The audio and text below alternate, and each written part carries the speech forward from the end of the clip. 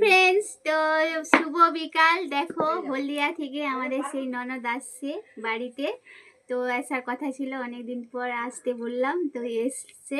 তো দেখো আমাদের জন্য কি নিয়ে আসছে, দেখো এই কি আছে, সাবান। তো কি সাবান আনছে, একজন গিরিশারি সাবান, সেই হলদিয়া থেকে আনছে আমাদের জন্য, ঠিক আছে। আর নিয়ে এসছে এই যে মিষ্টি।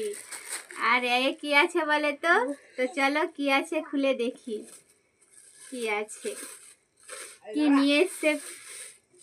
ও মাই গড, দেখো ওখানকার স্পেশালিস্ট খেজুর গুড়। এই দেখো,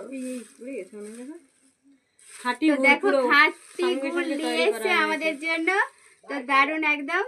তো চলে এসো, পিঠা করে খাবো আমরা সবাই।